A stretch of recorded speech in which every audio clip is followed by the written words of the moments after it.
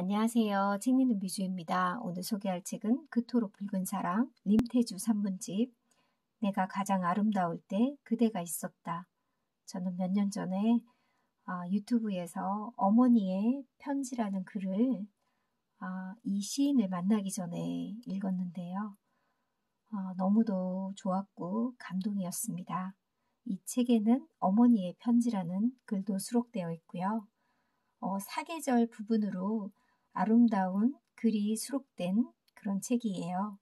시인의 마음과 글에서 제 마음도 붉게 물드는 그런 기분이 들었던 책입니다. 림태주, 시집 한 권 없는 무명 시인이다. 시적 감수성으로 쓴 산문집. 이 미친 그리움이 화제가 되었다. 페이스북에서는 인기 작가로 행세하며 팬클럽도 보유하고 있다. 시인이 살아낸 다채로운 사랑의 사계를 그토록 붉은 사랑에 담아냈다. 생애 처음으로 선보이는 시들을 낭송에 수록했다. 소리 산문집은 잔잔하고 붉다. 프롤로그.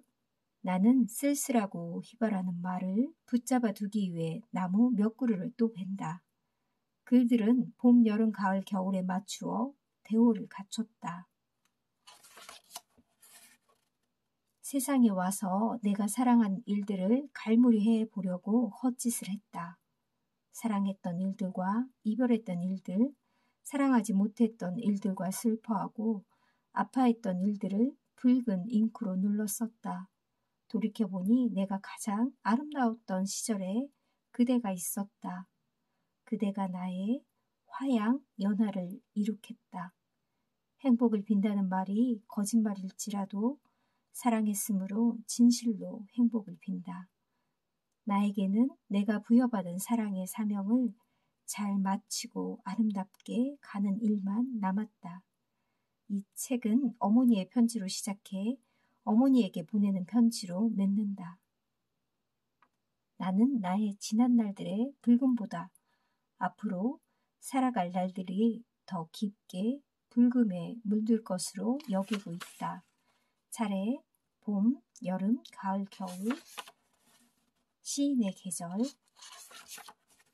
봄. 어머니의 편지. 아들아 보아라. 나는 원체 배우지 못했다. 호미 잡는 것보다 글 쓰는 것이 천반배 고되다. 글이 알고 서툴게 썼더라도 너는 새겨서 읽으면 된다. 내가 유품을 뒤적여 내가 이 편지를 수습할 때면 나는 이미 다른 세상에 가 있을 것이다. 서러워할 일도 가슴칠 일도 아니다.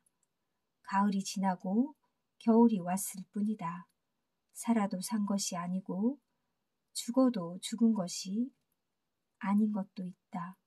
살려서 간직하는 건 산 사람의 몫이다. 그러니 무엇을 슬퍼한단 말이냐. 나는 옛날 사람이라서 주어진 대로 살았다. 마음대로라는 게 애당초 없는 줄 알고 살았다. 너희를 낳을 때는 힘들었지만 낳고 보니 정답고 의지가 돼서 좋았고 뜰에 나가 돌밭을 고를 때는 고단했지만 밭이랑에서 당근이며 무며 감자알이 통통하게 몰려 나올 때는 내가 조물주인 것처럼 좋았다. 깨꽃은 얼마나 이쁘더냐. 양파꽃은 얼마나 환하더냐. 나는 도라지 씨를 일부러 넘치게 뿌렸다. 그 자태고운 도라지 꽃들이 무리지어 넘실거릴 때 내게는 그곳이 극락이었다. 나는 뿌리고 기르고 거두었으니 이것으로 족하다. 책은 어머니의 편지가 길게 나와 있는데요. 저는 일부만 읽어드렸습니다.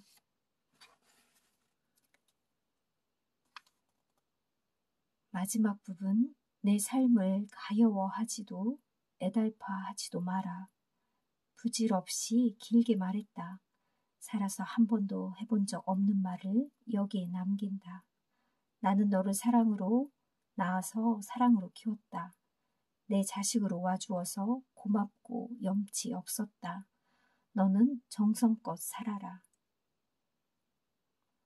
저는 유튜브에서 이분의 어머니의 편지를 보고 너무 감동을 받아서 여러 번 듣고 감동의 눈물까지 흘렸던 그런 편지였습니다.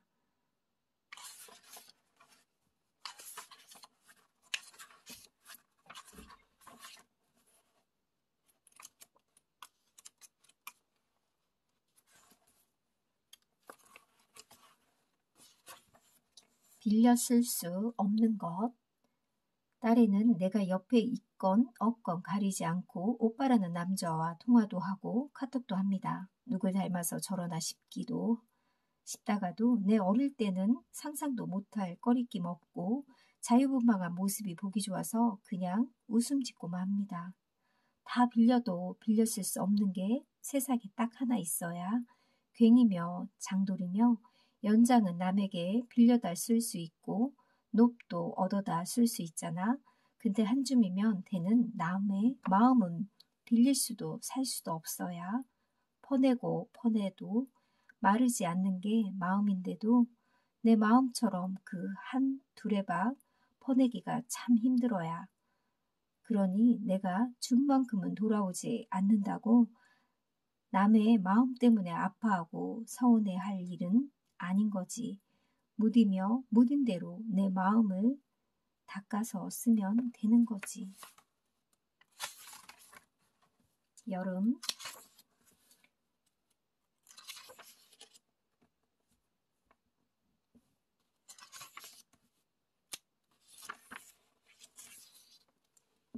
우등상의 비밀.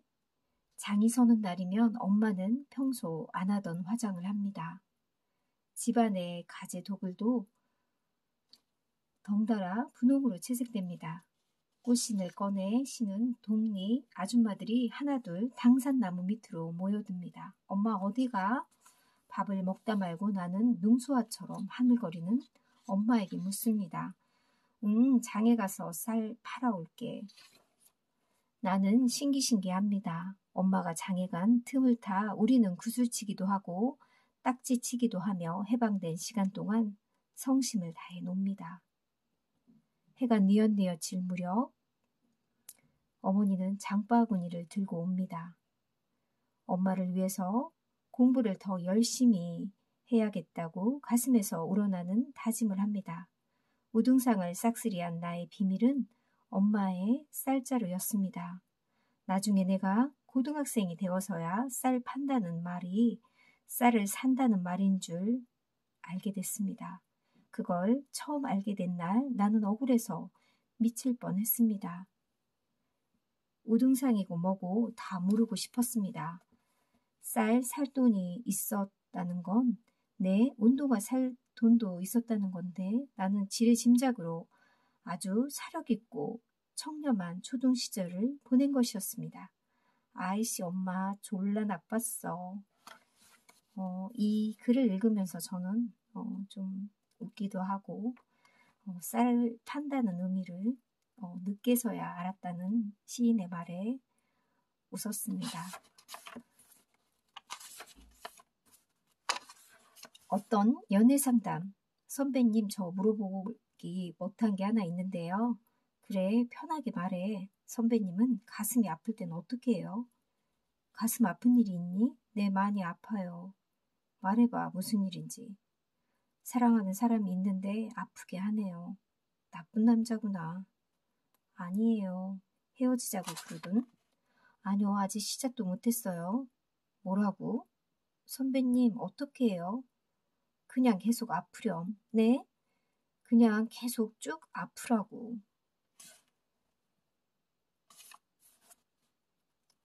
그니까 그게 생각을 좀 오래 해봐야 알겠다는 뜻이거든. 그니까 그게 뭐냐고요.